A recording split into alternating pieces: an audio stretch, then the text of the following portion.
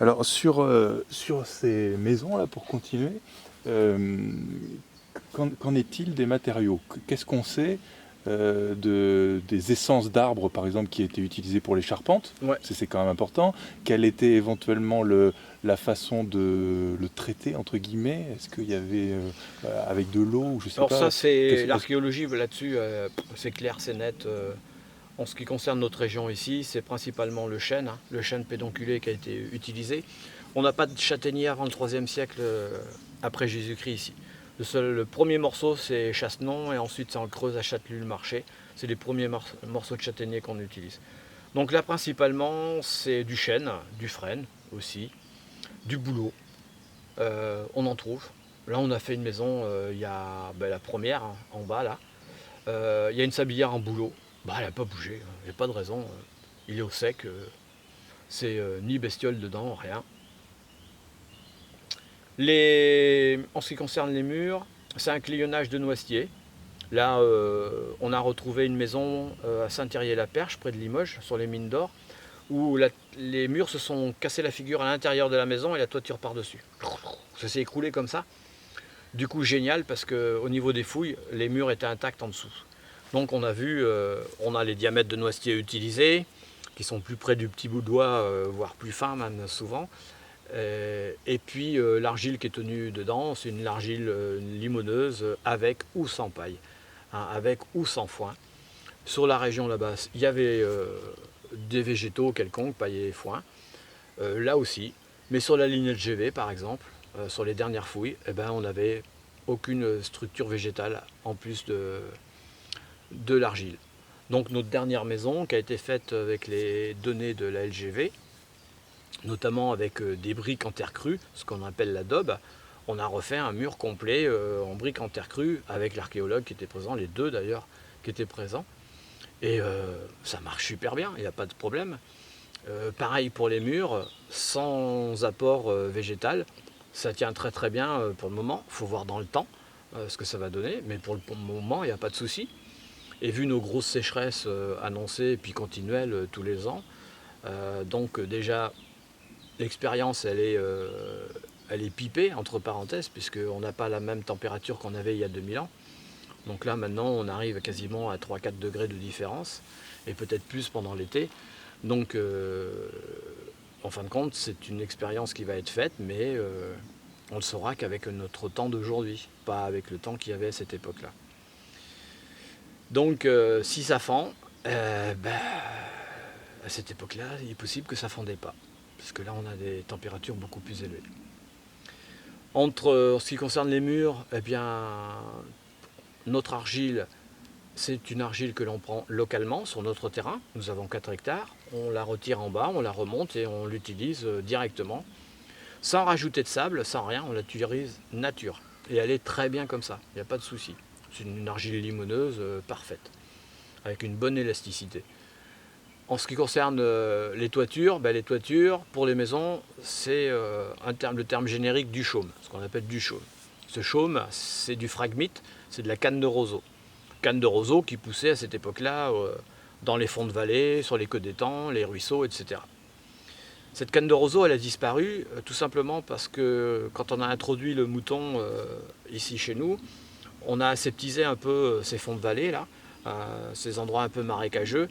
On a fait des rigoles dans tous les sens pour que ça coule, de façon à ce que l'herbe pousse et que les moutons n'attrapent pas ce fameux mâle blanc ou le piétin. Voilà. Donc les roseaux qui étaient bien existants se nourrissent beaucoup moins, et donc existent toujours, mais ils sont trop petits. Ils sont tout petits, et si ils étaient renoyés, ils repousseraient normalement, il n'y a pas de problème. Donc là, nous sommes obligés d'aller soit dans les stations d'épuration maintenant, puisque c'est le même, soit de le faire venir de Camargue ou de Braine ou de Brière, parce que c'est encore des lieux qu'ils utilisent et qu'ils cultivent surtout, qu'ils le coupent régulièrement. Donc il a un bel aspect, une belle stature. On est sur du 2,80 m aisément, facile quoi. Donc cette canne de roseau, c'est celle qui est utilisée. On utilise ça sur 30 à 40 cm d'épaisseur. La durée de vie 40 ans à peu près. J'ai vu des toitures un peu plus anciennes que ça, notamment au Danemark, là où j'ai été apprendre à poser ce chaume. Et quand on est ici avec de la neige dehors, on est passé une nuit ici, il faisait -11, il y avait 12 cm de neige. Et c'était la dernière fois qu'il y a eu beaucoup de neige ici. Et bien on a dormi ici, il faisait 24 degrés dans la maison. Donc ce sont des bâtiments qui sont hyper étanches grâce à la terre et au chaume, sans aucun problème. Et là aujourd'hui où il fait 30, ben, vous rentrez, il fait 16, 19 à l'intérieur de la maison, ce qui est normal. Tempéré. Alors. Ouais, très tempéré, ça empêche la chaleur de rentrer, ça l'empêche de sortir quand il y en a. Et ça empêche le froid de rentrer aussi.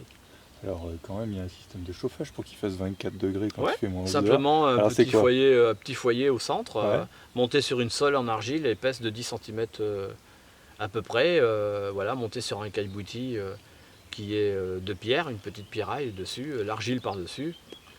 C'est dans la grande maison qui a 16 ans maintenant, le foyer central, il n'a jamais été refait. Pas de souci. Et puis vous arrivez plus facilement à 25 là-dedans qu'à 19. Hein. Ça va super vite. Hein. Vous n'avez pas besoin de faire un feu qui monte à 3 mètres de haut. Hein. Simplement cette hauteur-là, voilà, 40 à 50 cm de haut. Et l'évacuation de la fumée, ça fonctionne comment? À travers le chaume. D'accord. Ça passe à travers le chaume. Avantage aussi parce que la fumée du coup elle monte.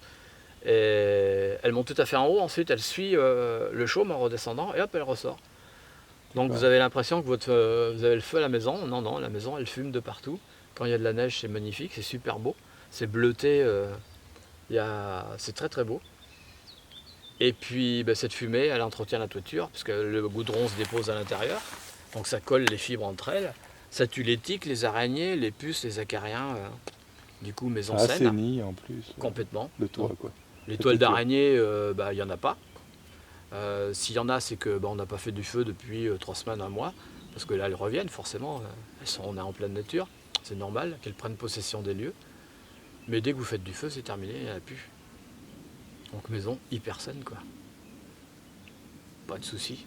Pas besoin de passer l'aspirateur ou le balai brosse sur le toit. Non, non, les anciens disent « Ouais, les toitures en chaume, il faut les démousser ». Nous on n'a jamais démoussé, et puis si vous regardez bien, la mousse, il faut la chercher.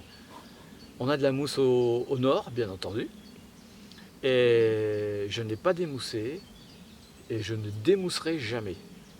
J'ai rencontré un papy au Danemark encore, et qui me disait surtout il ne faut pas démousser. Si tu démousses, tu vas enlever du chaume, et si tu enlèves le chaume, tu vas faire des trous.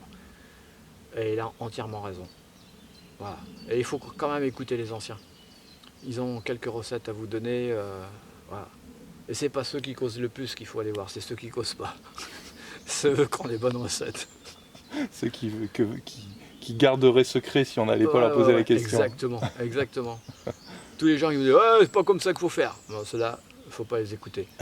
C'est ceux qui disent rien, vous allez voir, vous discutez un petit peu, et puis vous dites ah ouais, mais mon grand-père il faisait comme ça. Et eux, c'est pas des donneurs de leçons. Eux, ils ont la connaissance. Ouais. Voilà. Donneur de leçons, il faut laisser tomber. Et il y en a. Donc ça veut dire que le savoir-faire va de pair avec l'humilité. Oui, et puis oui, effectivement, complètement. Et puis ce savoir-faire-là, généralement, on ne l'étale pas, mais on le redonne. Mais on le redonne aux gens compétents, aux jeunes concernés aussi, surtout les gens concernés. Et quand on peut dans la famille, c'est quelque chose qui va passer de père en fils ou de grand-père en petit-fils. Et je m'en aperçois de plus en plus, moi, de ça. Au démarrage, j'écoutais, il faut faire comme ça. On a notre propre expérience aussi. On s'aperçoit que, ouais, mais enfin, c'est pas toujours vrai, quoi. Mais ceux qui disent rien, c'est ceux-là qu'il faut entendre, justement. Ouais, ça c'est sûr.